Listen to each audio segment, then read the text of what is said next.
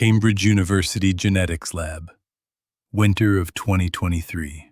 Under the fluorescent lights, inside a transparent glass case, a single strand of hair lay trembling. Or rather, it wasn't the hair that was trembling, it was the hands of the researchers standing before it. This wasn't just any hair. March 26th, 1827. A stormy night in Vienna.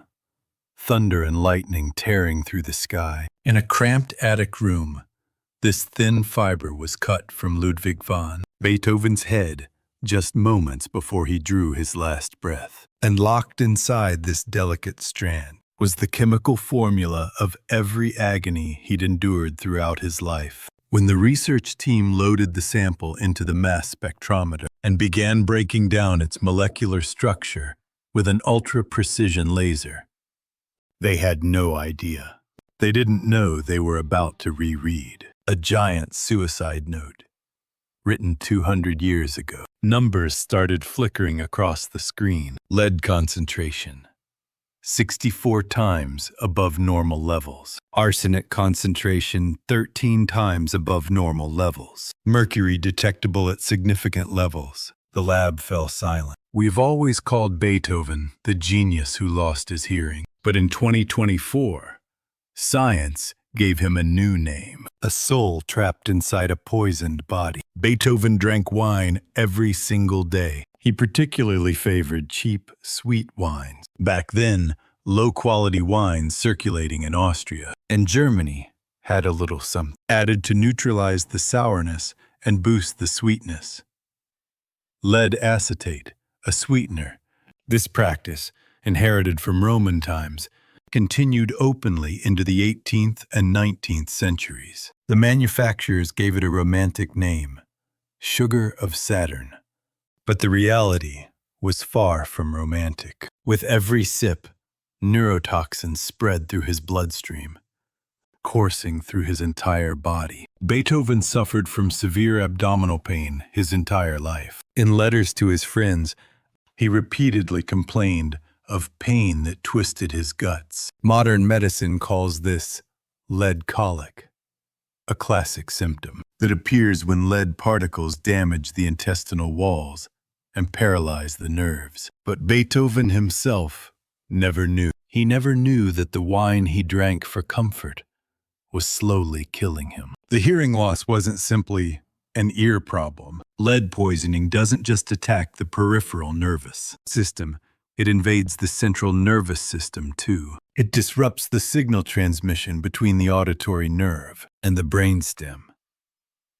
The loss of high frequencies that Beethoven started complaining about around 1801 is a textbook early symptom of lead-induced auditory neuropathy. But here's the truly horrifying part. When lead accumulates in the brain, it slowly destroys the functions of the prefrontal cortex and the limbic system. Loss of emotional regulation, increased impulsivity, paranoid thought patterns. The extreme suspicion Beethoven displayed in his later years, his inability to control his anger, his obsessive fixation on his nephew. Carl, these weren't just personality issues. They were personality deformations created by toxicity. There's an anecdote recorded in one of the source documents. Beethoven fired countless servants. He suspected them of stealing his money. Whether any actual theft occurred was never confirmed. But inside Beethoven's mind, scenarios of betrayal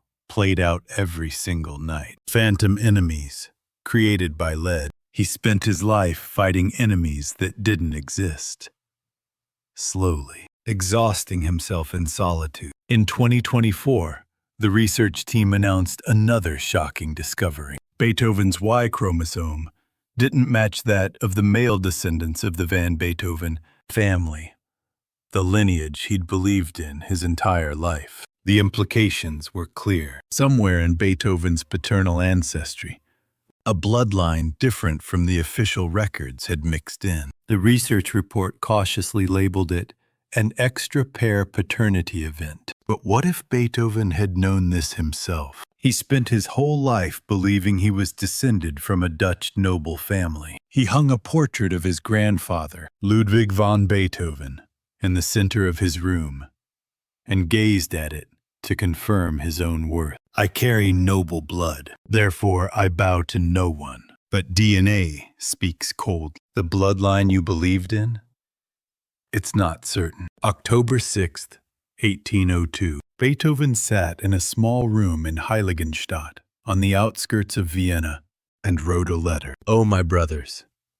People call me difficult and cynical, but they don't know what I've had to endure. We've always read this testament as the confession of an artist in despair over losing his hearing. But in 2024, science adds a new line to this letter, and he did not know. The poison flowing through his veins was destroying his brain cells, one by one, every single night. Beethoven's despair was double-layered. He wasn't just suffering from the pain of losing sound.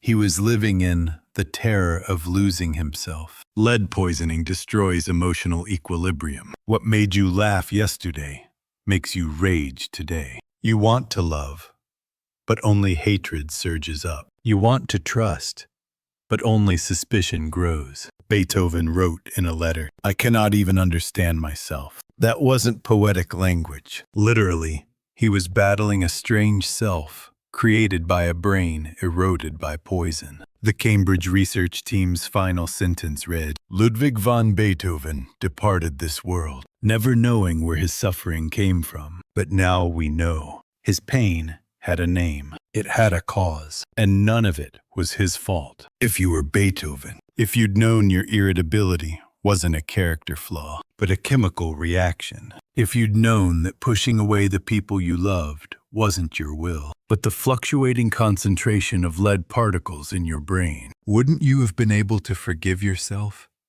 At least a little? In 2024, under the cold microscope of a laboratory, one strand of Beethoven's hair finally told its story to the end. And now we know. The music Beethoven wrote wasn't the work of a genius. It was the last resistance of a soul that, despite being consumed by poison, refused to be extinguished. The first music Beethoven learned wasn't the language of love, it was the language of fear. Bonn.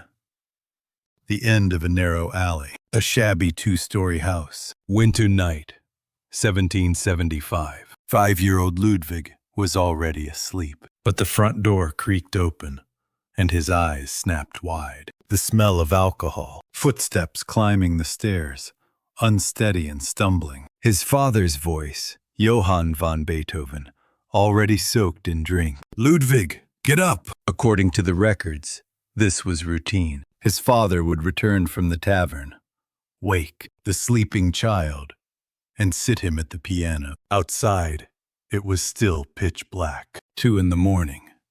3. Sometimes 4.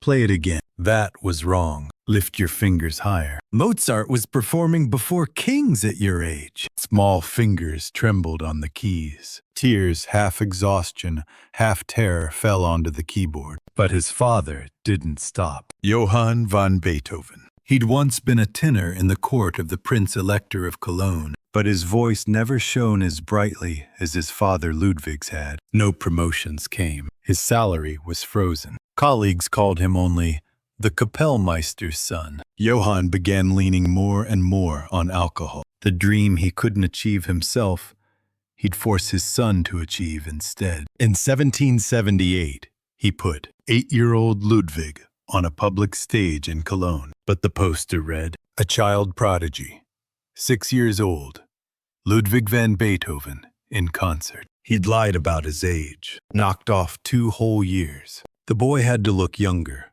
more prodigious, more like Mozart. But the audience was sparse. There was no applause. His father's dream went unfulfilled again that night. And that night, once again, the smell of alcohol returned. Why couldn't you do better? The beatings came. On Beethoven's bedroom wall hung a single painting, a portrait of his grandfather, Ludwig van Beethoven. The man had died when little Ludwig was only 3 years old. But the boy would stare into those painted eyes and endure. According to the records, Beethoven kept this portrait with him his entire life. When he left for Vienna, through more than 60 moves, even on his deathbed. His grandfather was a symbol of authority. Unlike his father, he'd been a respected musician, the Kapellmeister, trusted personally by the Prince Elector of Cologne himself. Young Beethoven must have thought, "I am this man's grandson, not my father's. I carry his blood." That may have been the only reason he could endure. The one who beat him was his father, but the blood flowing through him?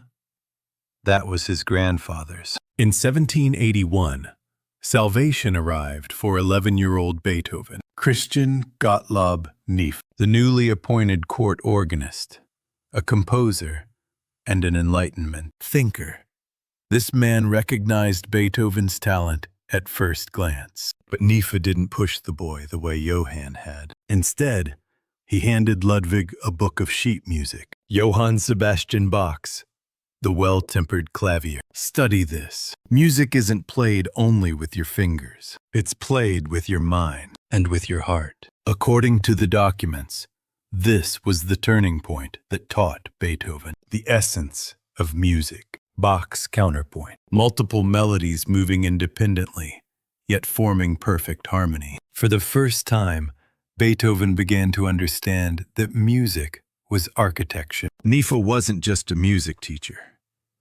He was a member of the secret society, known as the Illuminati, and connected to the Freemasons. At the time, in the German territory, these groups formed a network of intellectuals, spreading Enlightenment ideals, reason, liberty, equality. Neff taught Beethoven not just music, but how to think. He introduced him to Goethe's poetry. He shared Schiller's plays. He spoke of Rousseau and Voltaire's philosophy. It was during this period that Beethoven first encountered Schiller's poem, Ode to Joy. Joy, thou spark of flame immortal, daughter of Elysium, hearts on fire, aroused, ecstatic, enter thy bright shrine. 15-year-old Beethoven read these words and made a promise. Someday, I will set this poem to music. And 43 years later, that promise became Symphony No. 9. In 1783,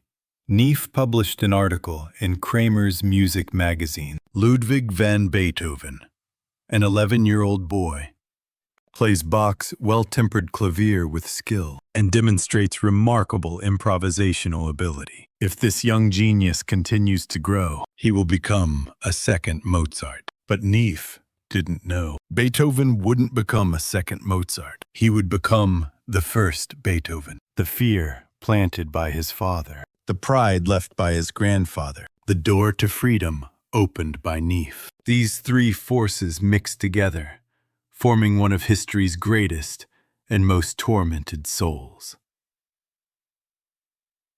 Chapter 3. The Sound That Wouldn't Stop. Spring, 1796, Prague. 26-year-old Beethoven was on tour, performing in aristocratic salons. He was already famous in Vienna as the beast at the piano, and the Czech nobility roared with approval at his fierce playing. But after he returned from that trip, something inside Beethoven's body began to go wrong. At first, it was just faint noise, a buzzing deep inside his ear, like an insect flying around. Must be travel fatigue. Beethoven brushed it off. A few days of rest and it would go away, he thought. Just a temporary symptom. But the sound didn't disappear. When he tried to sleep at night, when he sat at the piano, when he was alone in a quiet room, the buzzing never stopped, drilling into his ears. In 1798, Beethoven began visiting multiple doctors in Vienna. The first doctor said, "Insert cotton soaked in almond oil into your ears." Beethoven did exactly that. He walked around all day with greasy cotton stuffed in his ears. It didn't work. The second doctor said, "Take cold baths twice a day." Beethoven poured cold water over himself, even in the dead of winter. His whole body went numb with cold, but the buzzing in his ears remained. The third doctor prescribed something strange. Tie this tree bark to your forearm. It was bark containing toxic sap. When placed directly on the skin, it caused blisters, and the toxins would seep into the bloodstream to supposedly expel bad humors from the body. Beethoven wrote to a friend, "For the past several months, the doctor has applied a juice made from certain bark to both my arms. This makes it impossible to use my arms freely for 2 to 3 days at a time, making it the most unpleasant treatment. It causes considerable pain, but the ringing in my ears has decreased somewhat from before, but it was an illusion." The pain in his arms was so overwhelming that he'd simply forgotten the pain in his ears for a moment. Beethoven drank wine every evening. The cheap wine circulating in Austria at the time had lead acetate added to reduce their acidity. Sugar of Saturn, they called it. Sweet, smooth, easy to drink. Beethoven didn't know. With every sip, lead particles were spreading through his bloodstream. They quietly eroded his auditory nerves, damaged his intestinal walls, and destroyed his brain cells, one by one. Beethoven suffered from severe abdominal pain his entire life. In letter after letter to friends, phrases like, "My guts are twisted," "My intestines feel torn," appear repeatedly. It was lead colic, a classic symptom that appears when lead paralyzes the intestinal nerves. But the doctors of his time didn't know. Beethoven himself didn't know that the wine he drank for comfort was actually killing him a little more each night. 1800. Beethoven at 30. Now the hearing problem went beyond simple ringing. The high frequencies disappeared first. The high notes of the piano grew faint. The high tones of the violin became inaudible. Women's voices sounded distant, as if heard underwater. At a salon, an aristocratic lady asked him a question. Beethoven leaned in close, staring at her lips. He tried to read what she was saying, but she pulled back, startled. Beethoven's gaze, too close, felt rude. Beethoven has been strange lately. He avoids people, and he doesn't really listen. Rumors began to spread. Beethoven was terrified. Terrified his secret would be exposed. Terrified people would discover that the musician's hearing was fading away. He confided only in his friend Wegler, by letter. "I have fallen into the most dreadful state for my profession. I cannot go around telling everyone, my ears are failing, you understand." But Beethoven couldn't stop. In fact, it was during this period that he composed the Moonlight Sonata, the first movement, like moonlight, quietly illuminating a lake. A slow, melancholy melody flows. The piece was dedicated to the young aristocrat Giulietta Guicciardi. But in truth, it was Beethoven's own confession. "I am losing sound, but still, I can create beauty," he wrote in a letter. "I will seize fate by the throat." The speed at which he wrote music had to be faster than the speed at which his hearing was collapsing. Before the sound vanished completely, he had to transfer every melody in his head onto paper. That was the only way Beethoven could survive. Spring, 1802. Dr. Johann Schmidt made a suggestion to Beethoven. "Why don't you leave Vienna and rest in the countryside?" Beethoven went to a small village on the outskirts of Vienna, Heiligenstadt, a peaceful place with vineyards and rolling hills. The doctor said, "Nature will heal you." But nature didn't heal Beethoven. Instead, it pushed him into even deeper despair. One afternoon, Beethoven was walking along a hillside path. A fellow walker beside him exclaimed in admiration, "Listen, that beautiful flute playing." Beethoven strained to hear nothing. In the distance, he could see a shepherd. The man's mouth was moving. A flock of sheep followed him. He was clearly playing a flute. But for Beethoven, there was only perfect silence. Another day. Walking through the forest, someone said, "There's a flute sound over there. How beautiful." Beethoven stopped. He focused on every sound in the forest. The wind, the birds, the flute. He heard nothing. The people around him smiled, enjoying the sounds of nature. But Beethoven alone stood there, trapped in silence. The 32-year-old composer realized in that moment, I am now cut off from the world. Beethoven returned to his small room in Heiligenstadt. For days, he didn't go outside. He didn't eat. He didn't wash. He just sat, staring out the window. Thoughts spiraled endlessly. I'm a composer, but I can't hear. I'm a musician, but I'm trapped in silence. I create sound, but I can't experience it. What meaning does this have? What reason is there to live like this? The night of October 6th, Beethoven sat at his desk. He pulled out paper, picked up his pen, a letter to his two brothers, Caspar and Johann. No, not a letter. A testament. The hand holding the pen trembled. But Beethoven kept writing. My brothers, people call me difficult and cynical. They think I hate humanity, but they don't know what I've had to endure. When the person beside me hears a flute in the distance, I hear nothing. When others hear a shepherd singing, I, again, hear nothing. These things have driven me to despair. If it had gone on just a little longer, I would have ended my own life. Beethoven stopped. He reread what he'd just written. I would have ended my own life. A confession that he'd considered suicide. Beethoven wiped away tears and continued writing. Only art held me back. When I thought of all the works I haven't yet finished, I couldn't leave. Before completing everything I meant to do, I cannot leave this world, he asked his brothers. When he died, publish this letter to the world. Only then would people understand him. That he wasn't difficult. He simply couldn't hear. October 10th. Beethoven added a postscript. Heiligenstadt. October 10th, 1802. Thus I bid you farewell. Sadly, the hope I had when I came here, the hope that I might improve, even a little, I must abandon completely. Like autumn leaves falling and withering, so too has my hope withered away. Beethoven folded the letter, but he didn't put it in an envelope, didn't attach a stamp, didn't drop it in a mailbox. Instead, he placed it deep in a desk drawer. This letter was meant to be found only after his death. Only then would people read it. And Beethoven sat down at the piano. Outside, it was autumn. Leaves were falling from the trees. The wind blew. The sky was gray. He sat motionless for a long time. Should he die? Should he live? The question circled in his mind. Dying was easy. An escape from this pain, this despair, this silence. But living, continuing to compose, creating music he couldn't hear.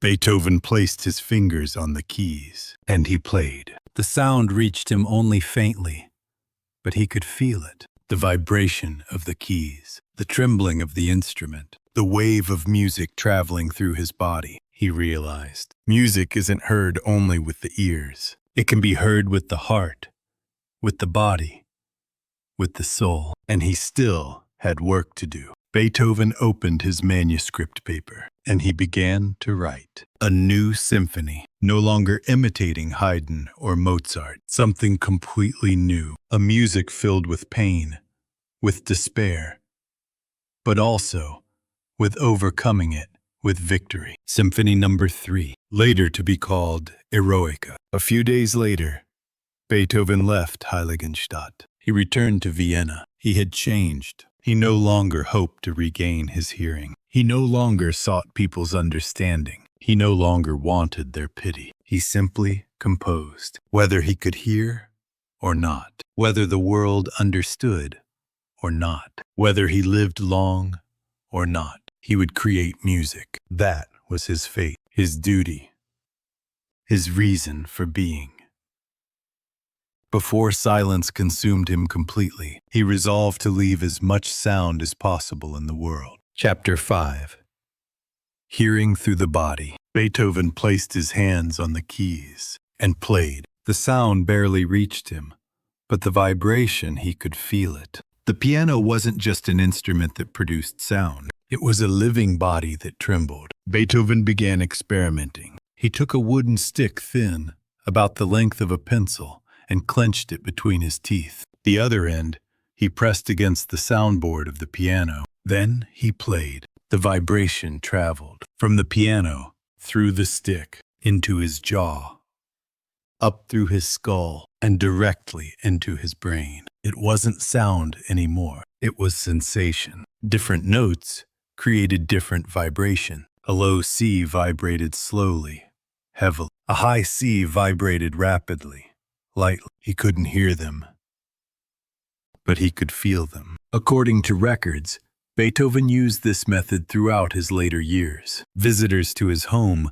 witnessed strange scenes. Beethoven sitting at the piano, a stick clenched between his teeth, his face contorted with concentration, playing frantically. Some thought he'd gone mad. But Beethoven was mapping out a new world. A world where music wasn't heard through the ears, but felt through the bones. There's another record. Beethoven would place his ear directly on the piano's soundboard. Lying with his head pressed against the wood, he'd play with one hand. The vibrations transmitted directly through his skull into his inner ear, like a whale using bone conduction to hear underwater. Beethoven was listening to music through his skeleton. But even that wasn't enough. By 1818, Beethoven's hearing had vanished completely. Total deafness. Now, even bone conduction no longer worked. The auditory nerve itself had died. From that point on, Beethoven composed entirely in his mind. No piano,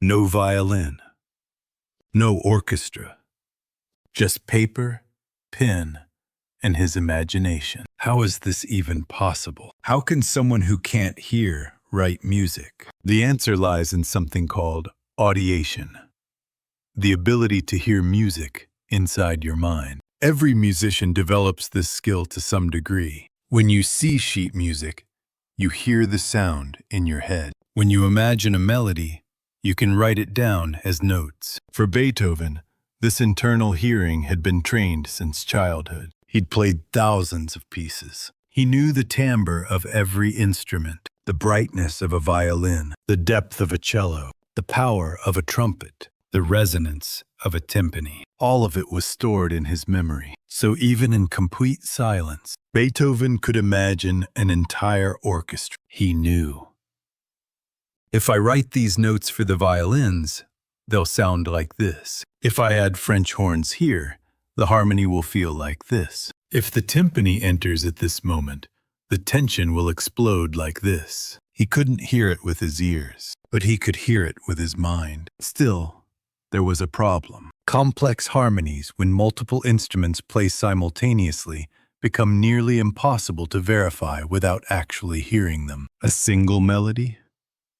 That you can imagine. But when 10, 20, 50 instruments play different lines at once, layering dissonances and resolutions, can you really be certain it works without hearing it? Beethoven couldn't be certain, but he wrote anyway. He relied on his knowledge of music theory. Counterpoint the rules Bach had mastered. Harmony the structures Haydn had taught him. Form the architecture Mozart had perfected. Beethoven had studied all of it, and he pushed beyond it. When his ears failed him, his intellect took over. Music became mathematics. Music became architecture. Music became philosophy. In 1824, Beethoven completed his Ninth Symphony, an hour-long work, 4 movements, full orchestra, 4 vocal soloists, and a massive choir. He wrote every note without hearing a single sound. When the premiere took place on May 7, 1824, Beethoven stood on stage. He was listed as the conductor, but the actual conducting was done by Michael Umlauf, standing beside him. Beethoven moved his arms, gestured wildly, but his beat was off.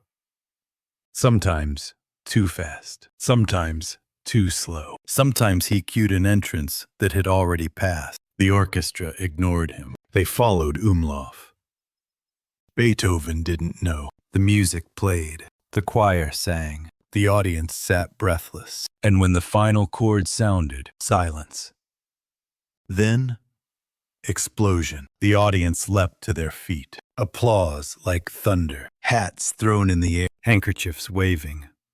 People embracing, weeping. But Beethoven stood facing the orchestra, still looking at his score. He didn't hear any of it. The alto soloist, Caroline Unger, noticed. She quickly approached, touched his shoulder, and gently turned him around to face the audience. Only then did Beethoven see more than 1,000 people on their feet, clapping, shouting, crying, waving at him. He couldn't hear the sound, but he could see the emotion. Beethoven bowed once, twice, 3 times. His hands trembled. His legs wavered. Tears streamed down his face. The orchestra members knocked their instruments in celebration. The choir rushed to embrace him. The applause didn't end. According to reports, Vienna's laws at the time allowed only 3 rounds of applause, and those were reserved for royalty. But Beethoven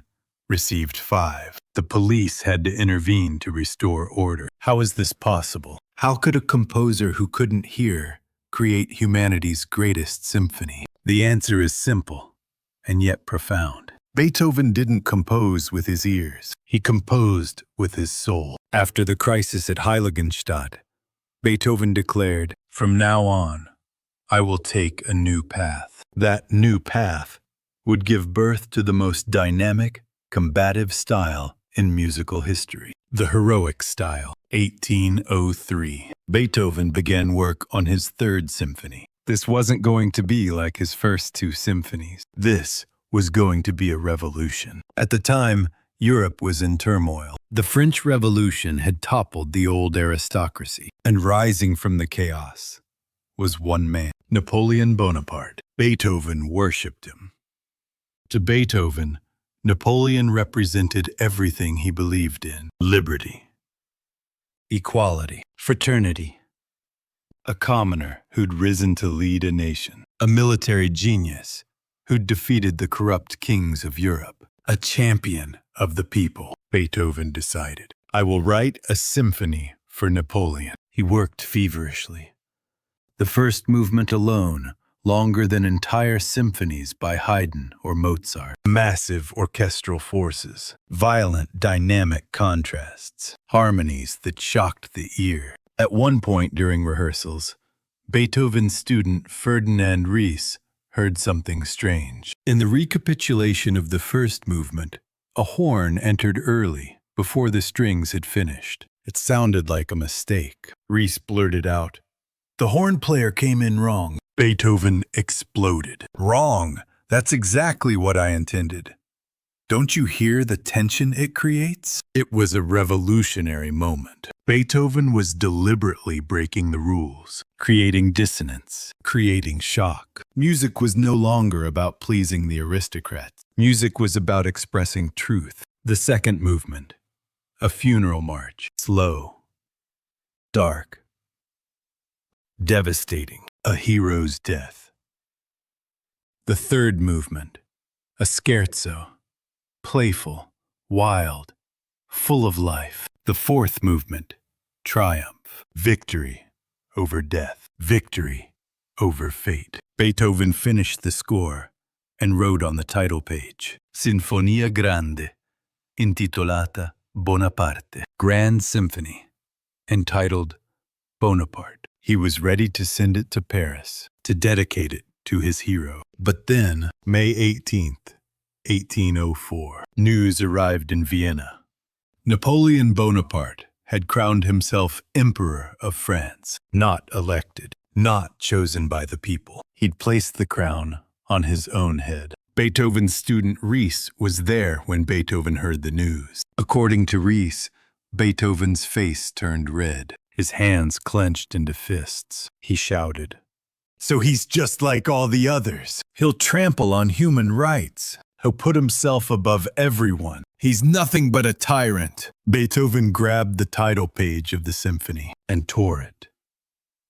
Ripped it so violently that the paper beneath was punctured. The dedication to Bonaparte was destroyed. Later, when the symphony was published, the title had changed. Sinfonia Eroica, composta per festeggiare il sovvenire di un grand'uomo. Heroic Symphony, composed to celebrate the memory of a great man. Not Napoleon specifically, just a great man, a universal hero, someone who could have been great, but wasn't. The Eroica premiered in April 1805. The audience didn't know what to make of it. Too long.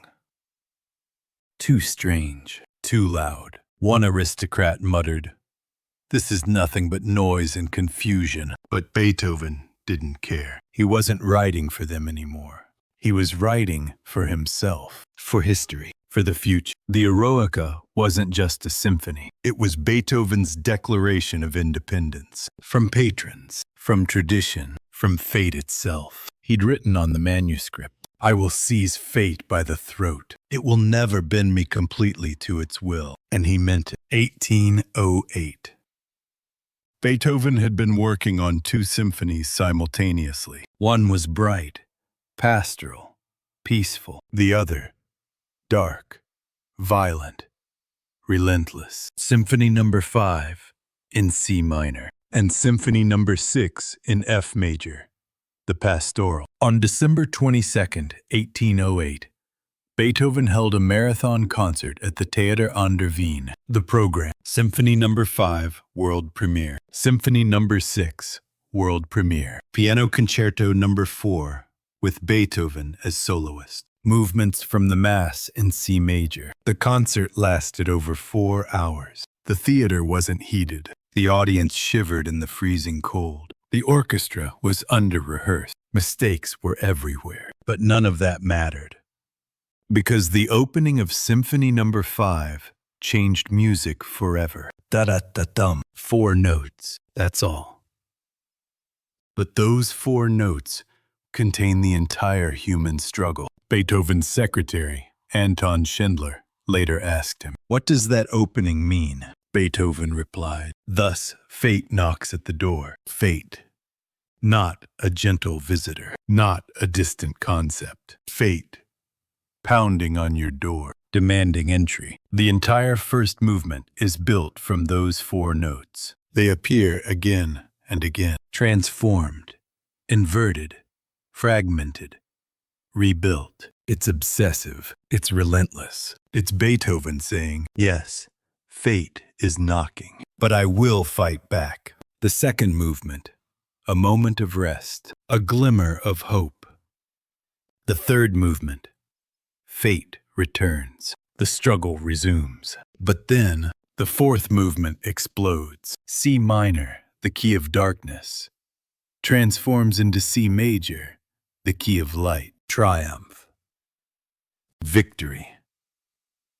Beethoven had written the musical equivalent of his own life. From darkness to light. From despair to joy. From fate's grip to freedom. The Viennese audience, freezing in their seats, heard it, and they understood. This wasn't just music. This was survival. This was hope. Beethoven never married.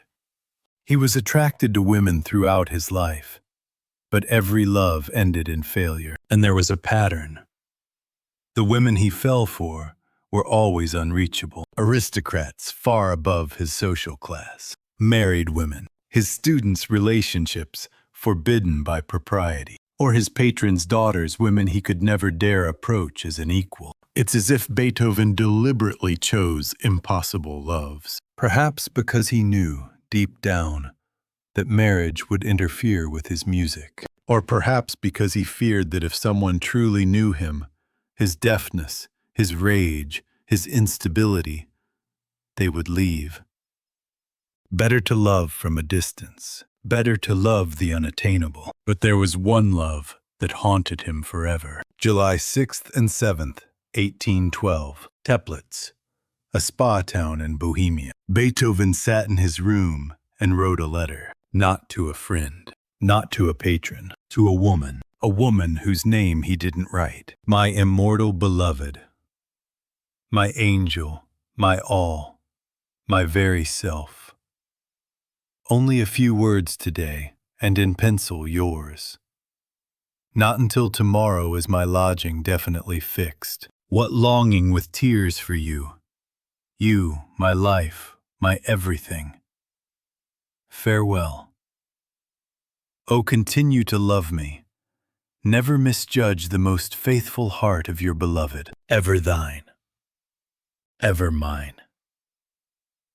Ever ours. The letter was never sent. Beethoven kept it with him until his death. After he died, friends found it in a secret drawer, along with the Heiligenstadt Testament. For 200 years, scholars have debated who was the immortal beloved.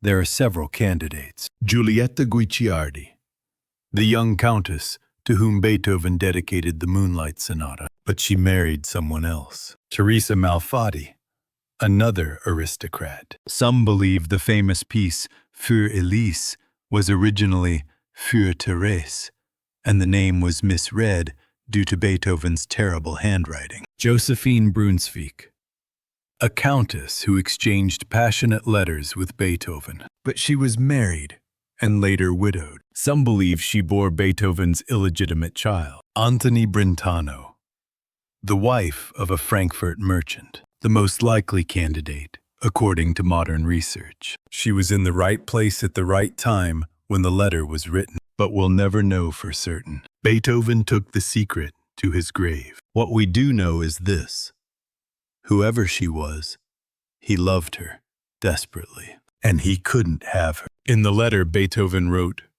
"We will probably soon see each other. Today I cannot communicate to you the thoughts which during these days I have had about my life. If our hearts were always united, I would certainly entertain no such thoughts. My breast is full to tell you much. There are moments when I feel that speech is nothing. Lighten up. Remain my true, my only treasure, my all, as I to you. The rest the gods must send. The rest the gods must send." But the gods sent nothing. Beethoven returned to Vienna alone. The immortal beloved, whoever she was, did not come with him. Perhaps she couldn't. Perhaps she chose duty over love. Perhaps Beethoven himself pushed her away, knowing he could never be a proper husband. Whatever the reason, the result was the same. Beethoven remained alone, and that loneliness, that unfulfilled longing, poured into his music. The slow movement of Symphony No. 7, a funeral march that feels like the death of love itself. Piano Sonata No. 26, Les Adieux. Farewell, absence, return. A piece about separation and the hope of reunion that never comes. Beethoven once said to a friend, "I have never been understood. Perhaps I never will be." He was right.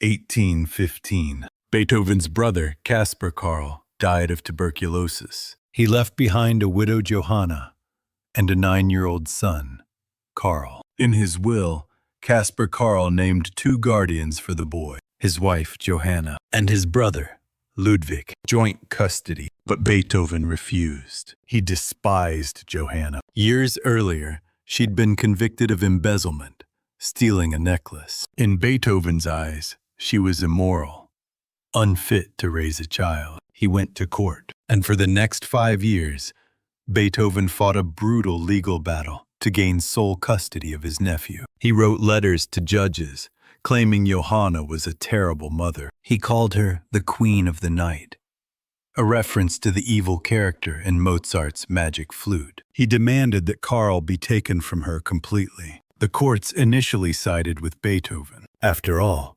he was the great composer. She was just a widow with a criminal record. Karl was removed from his mother and sent to live with Beethoven. But Beethoven had no idea how to raise a child. He was controlling.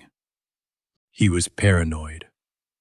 He monitored Karl's every move. He interrogated Karl's teachers. He forbade Karl from seeing his mother. He tried to mold Karl into the son he'd never had, a musician, a scholar, someone to carry on his legacy. But Karl had no interest in music. He wasn't particularly talented. He just wanted a normal life, and he missed his mother. Beethoven's friends warned him, "You're suffocating the boy." But Beethoven didn't listen. He believed he was saving Karl, giving him discipline, education, a future. In reality, he was repeating the cycle. Just as his father had beaten music into him, Beethoven was now forcing his vision onto Karl. Different methods, same control, same inability to see the child's pain. Karl began lying, skipping school, stealing small amounts of money, meeting his mother in secret. The more Beethoven tightened his grip, the more Karl slipped away. In 1826, everything collapsed. July 30th. Karl, now 20 years old, took 2 pistols, went to the ruins of Rauhenstein Castle, and shot himself in the head. He survived. The bullet grazed his skull, but didn't kill him. When Beethoven arrived at the hospital, Karl was conscious. Beethoven asked, "Why?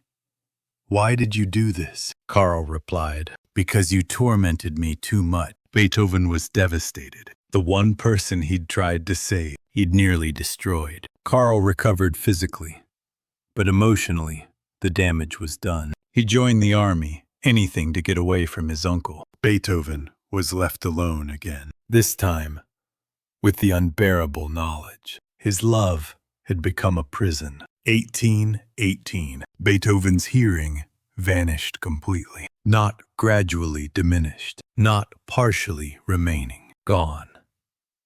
Total deafness. He could no longer hear even the loudest shouts. He could no longer feel vibrations through the piano. He could no longer use the wooden stick between his teeth. The world had become utterly silent. To communicate, Beethoven now relied on small notebooks, Konversationshefte, conversation book.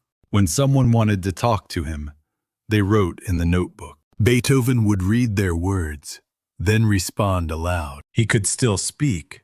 His vocal cords worked fine, but he couldn't hear his own voice. Sometimes he shouted without realizing it. Sometimes he whispered when he meant to speak normally. From 1818 until his death in 1827, Beethoven filled 139 conversation books. These books are now in museums, archives, libraries, and they're heartbreaking because you can only read one side of the conversation. The other person's questions and comments are written down, but Beethoven's responses? Spoken into silence, lost forever. Here's what we can read. Maestro, would you like coffee? Beethoven's response, unknown.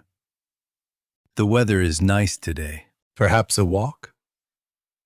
Beethoven's response, unknown. Your nephew sends his regards. Beethoven's response, unknown. Reading these books is like listening to a phone call where you can only hear one person. You can piece together the conversation, but there are gaps, silences. Beethoven's side of the story.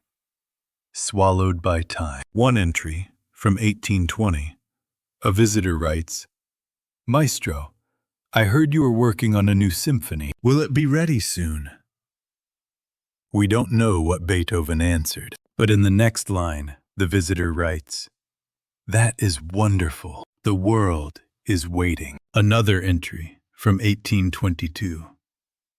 Someone writes, Your string quartet in E-flat is too difficult. No one can play it. Again, we don't have Beethoven's response, but we can imagine it. I don't care. I don't write for today. I write for the future. He actually said something like that once, when a violinist complained about a difficult passage. Do you think I care about your damned fiddle when the spirit speaks to me? Beethoven's isolation was complete. He couldn't hear music. He couldn't hear conversation. He couldn't hear laughter, birds, thunder, applause. And yet, paradoxically, this was when his music became the most transcendent. When physical sound disappeared, inner sound expanded infinitely. 1820 to 1827. Beethoven's final years. His body was failing. Liver cirrhosis from years of heavy drinking, chronic digestive problems, jaundice, swollen abdomen filled with fluid. But his mind was sharper than ever. And the music he wrote during these years, it's like nothing else in history. Not classical. Not romantic. Not even Beethoven's own heroic style. This is something else. Something that reaches beyond the limits of human emotion into pure abstraction, pure structure, pure thought. Music philosophers would later call it his late style. The late piano sonatas, 1820 to 1822. Beethoven wrote his final 3 piano sonatas, Opus 109 in E major, Opus 110 in A-flat major, Opus 111 in C minor. They were almost impossible to play, not because of speed, but because of depth. Long, meditative, strange. The final movement of Opus 109 is a set of variations, slow, otherworldly, like a prayer. Opus 110 ends with a fugue so complex it sounds like Bach reborn. And Opus 111, the last piano sonata Beethoven ever wrote, has only 2 movements. A violent, explosive first movement, and then a second movement that just dissolves. Variations that get faster and faster, then slower and slower, then disappear into silence, as if the music is leaving the physical world entirely. When Beethoven's publisher received Opus 111, he was confused. He wrote to Beethoven, "Maestro, this sonata has only 2 movements. Did you forget to write the 3rd?"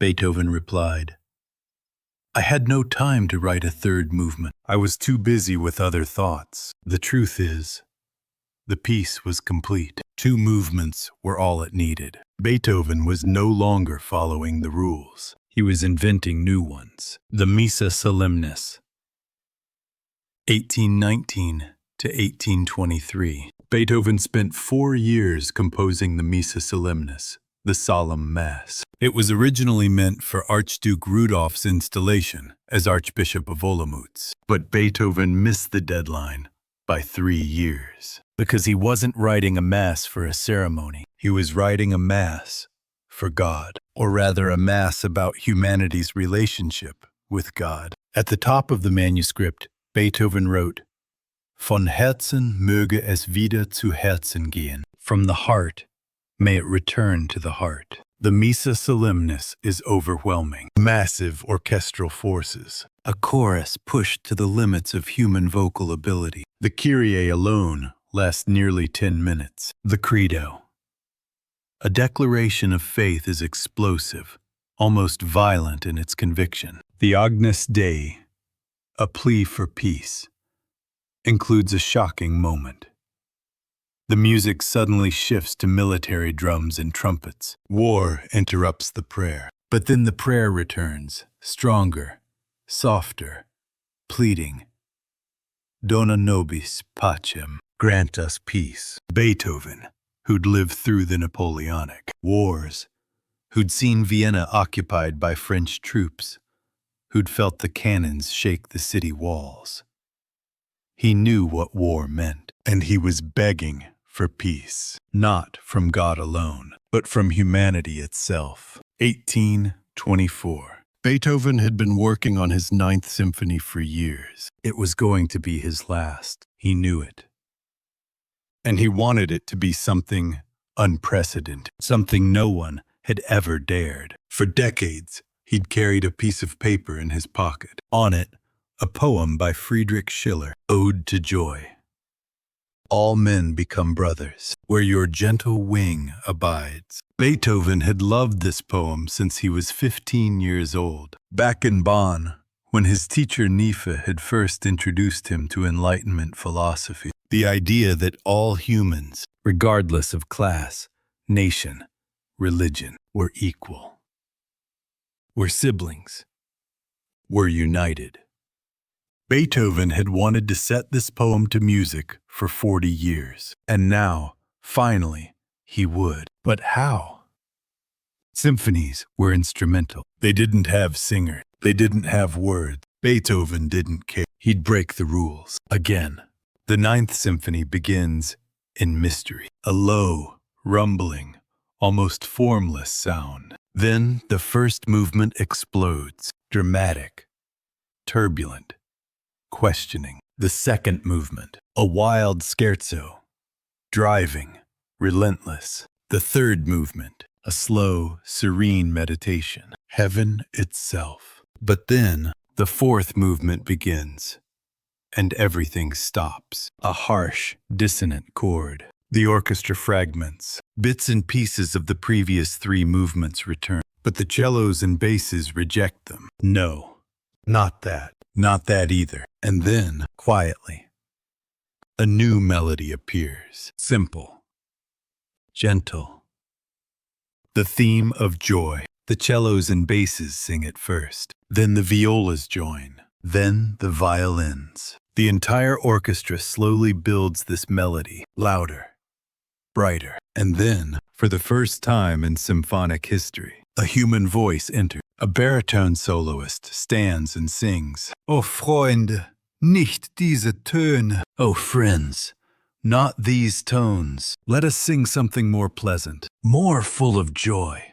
And then the chorus joins. Hundreds of voices. Freude, schöne Götterfunken. Tochter aus Elysium. Joy, beautiful spark of the gods. Daughter of Elysium. Alle Menschen werden Brüder, wo dein sanfter Flügel weilt. All men become brothers, where your gentle wing abides. Beethoven had done it. He'd taken a symphony, a form reserved for instruments, and filled it with the human voice, the most personal, most direct form of musical expression. And the message was clear. Joy is not just personal. Joy is universal. Brotherhood is not a dream. It is a command. May 7th, 1824, evening. The Kärntner Tor Theater in Vienna was packed. Over 1,000 people crammed into every available space. Seats, aisles, balconies, even the corridors. Aristocrats in silk and jewels, middle-class merchants, students. Everyone had come to hear Beethoven's new symphony, his first in 12 years. On stage, the orchestra was enormous, nearly twice the normal size, and behind them, a chorus of over 100 voices. Beethoven stood on stage, dressed in a shabby black coat. His hair was wild, streaked with gray, his face deeply lined. He held a baton, but he wasn't really conducting. The actual conductor, Michael Umlauf, stood beside him, quietly leading the musicians. Because Beethoven couldn't hear. He moved his arms frantically, sometimes too fast, sometimes too slow, sometimes completely out of sync with the music. The orchestra had been instructed. Watch Umlauf, not Beethoven. It was heartbreaking. Beethoven was conducting his greatest work, and he had no idea how it sounded. The symphony began. The mysterious opening of the first movement, the driving energy of the second, the celestial beauty of the third, and then the fourth movement. The orchestra rejected the old themes. The cellos introduced the new melody, and then the baritone stood. The chorus rose. Freude, Freude! Joy, joy! The music swelled, louder, brighter. All the instruments, all the voices united. The climax, an explosion of sound, a tidal wave of emotion.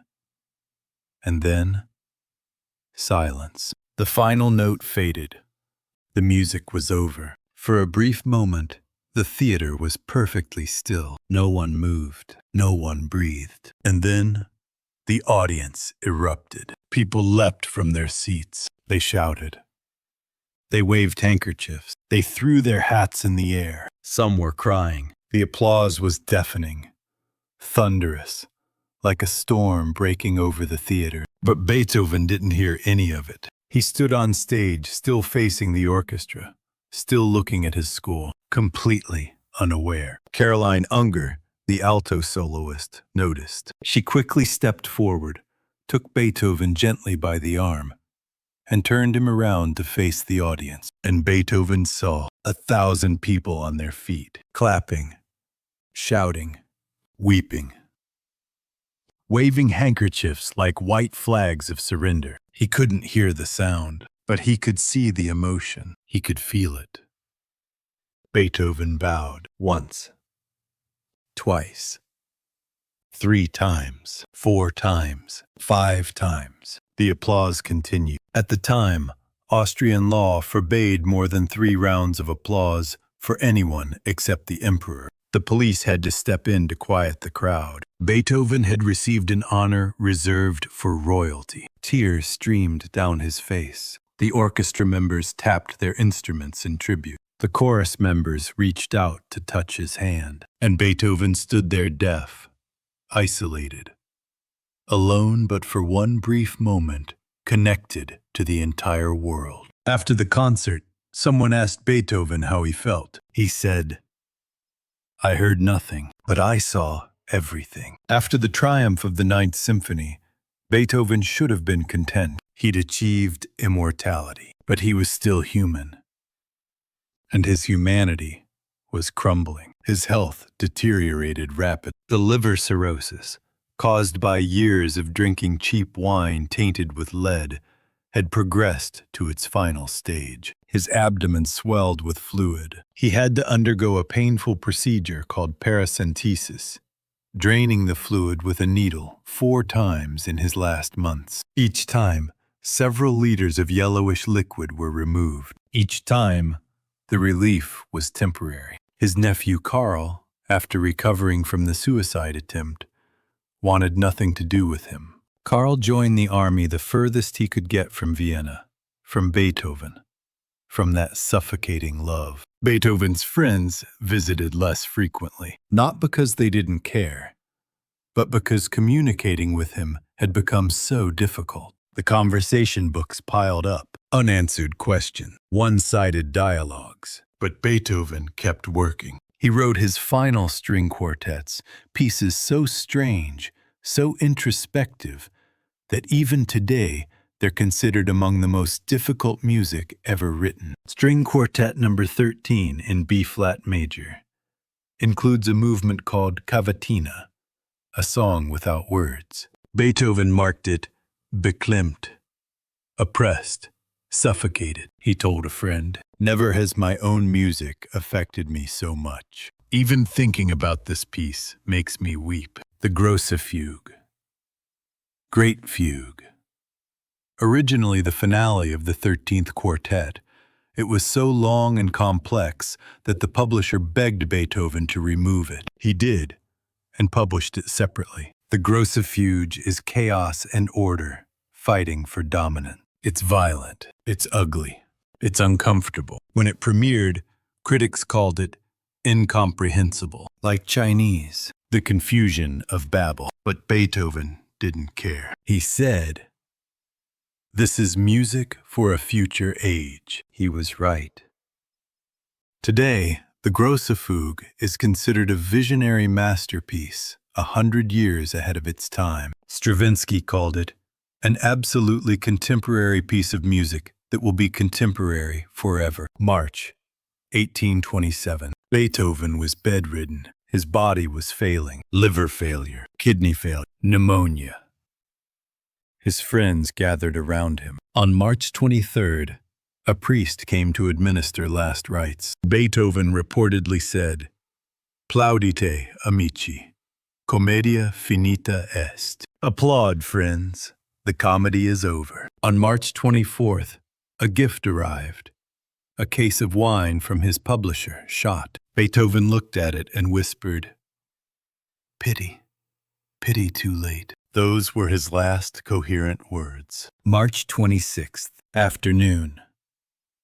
A storm rolled over Vienna. Thunder cracked. Lightning flashed. Beethoven lay unconscious, his breathing shallow. At around 5:45 in the afternoon, a massive thunderclap shook the house. At that moment, Beethoven's eyes opened. He raised his right arm, clenched his fist, as if to fight one last time. And then his hand fell. His breath stopped. Ludwig van Beethoven was dead. He was 56 years old. March 29th, 1827. The funeral.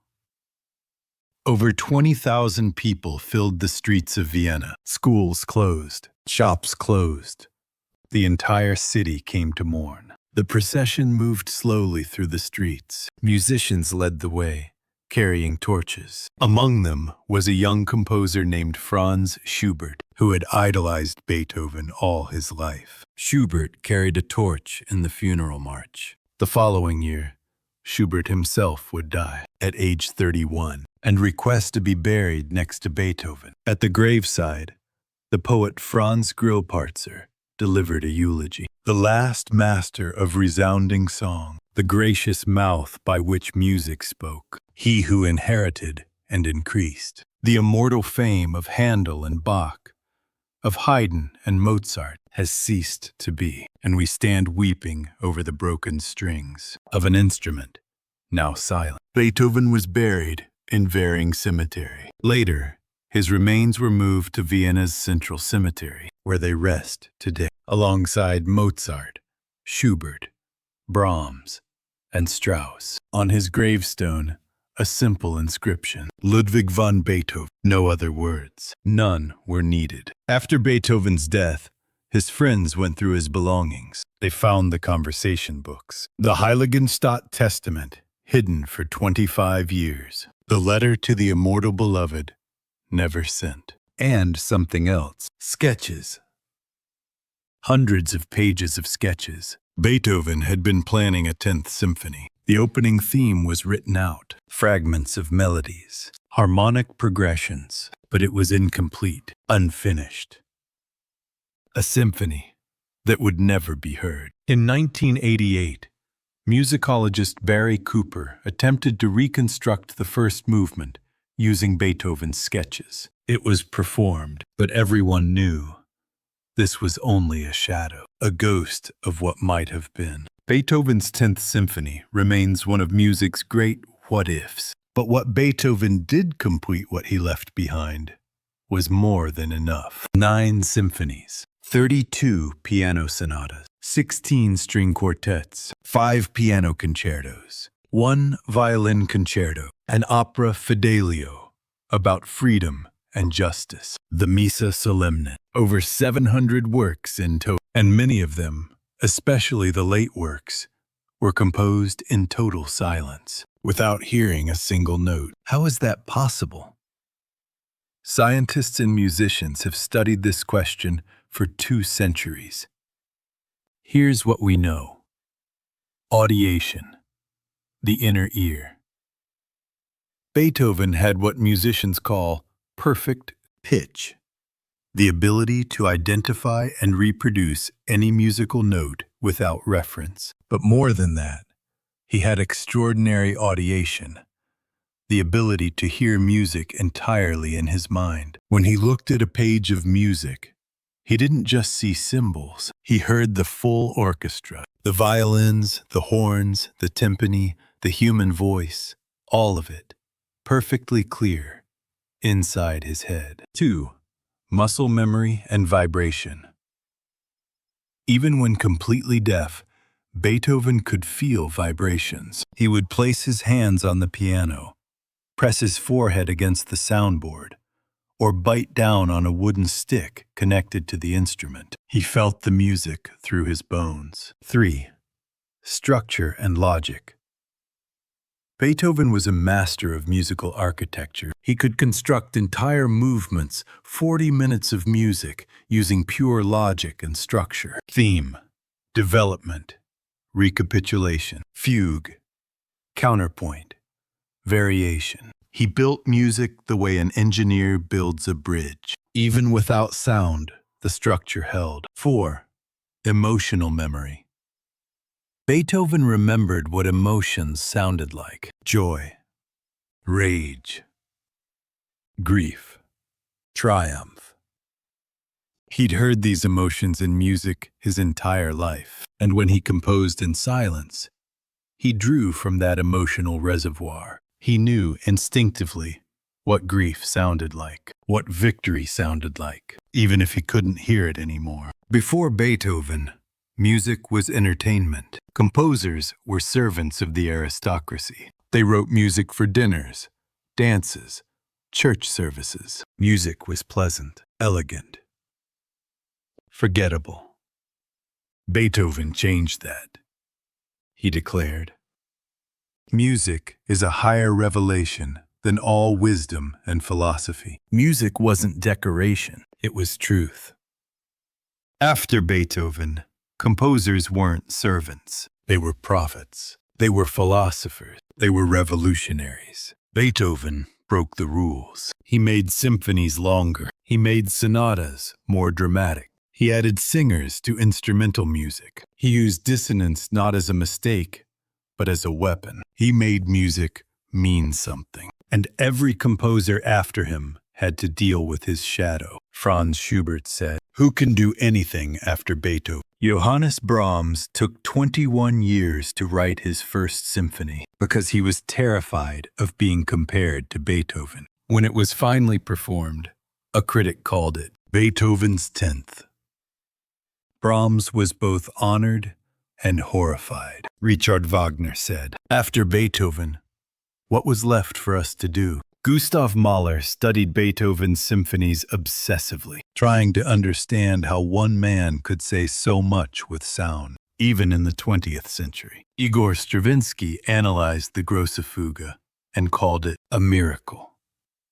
Leonard Bernstein said, "Beethoven's music is not about notes. It's about the human spirit, refusing to give up." 200 years after his death, Beethoven's music is everywhere. Symphony No. 9, the Ode to Joy, is the anthem of the European Union. It's played at the Olympics. It's sung at protests and celebrations around the world. Symphony No. 5, Da-da-da-dum, is the most recognizable 4 notes in history. It was used as a victory signal during World War II. The rhythm matches the Morse code for the letter V.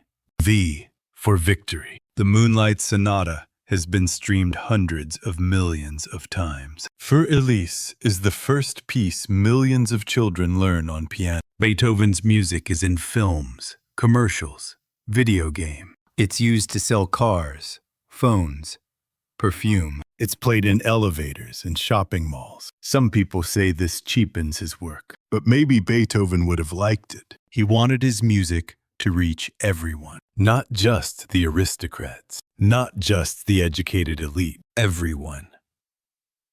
And today, it does. A farmer in rural China can listen to the Ninth Symphony. A teenager in Brooklyn can fall asleep to the Pastor. A refugee fleeing war can hear Fidelio and feel hope. Beethoven's music has transcended time, language, culture, and class. It belongs to humanity, just as he intended. Here's the question that haunts every biography of Beethoven. Would he have been as great if he hadn't suffered? Would he have written the Eroica if he hadn't felt betrayed? Would he have written the Ninth Symphony if he hadn't been isolated? Would he have reached those transcendent late works if he'd been able to hear? We can't know. But here's what we do know. Beethoven didn't need to suffer to be great. He was already a genius. But suffering shaped how that genius expressed itself. It forced him inward. It made him fight. It made him ask the deepest questions. Why do we suffer? How do we endure? What is the purpose of existence? And Beethoven's answer, written in sound, is this.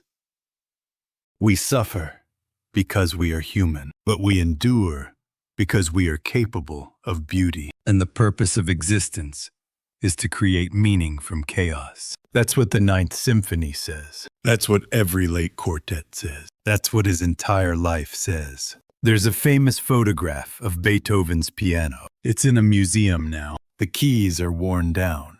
The soundboard is cracked. This was the instrument Beethoven used in his final years. The instrument he couldn't hear. If you look closely at the legs of the piano, you'll see that they've been sawed off, shortened, so that when Beethoven sat on the floor, he could press his ear directly against the wood and feel the vibrations. That image. A deaf man, sitting on the floor, clutching a broken piano, trying to feel the echoes of music. That image is Beethoven, desperate, stubborn, unyielding, refusing to let silence win. And in the end, silence didn't win, because 200 years later, Beethoven's music still sounds in concert halls and living rooms, in films and elevators, in moments of joy and moments of grief. His music outlived his body. It outlived his suffering. It outlived the silence. Beethoven once wrote, "I will seize fate by the throat. It will never bend me completely to its will." He kept that promise. He seized fate. He bent it to his will. And he left behind a gift, the proof that the human spirit, broken, isolated, suffering, can still create something eternal, something beautiful, something that makes us all brothers. Alle Menschen werden Brüder. All men become brothers. That's Beethoven's final message. And it's still true, even now. Even in silence, we can still hear him.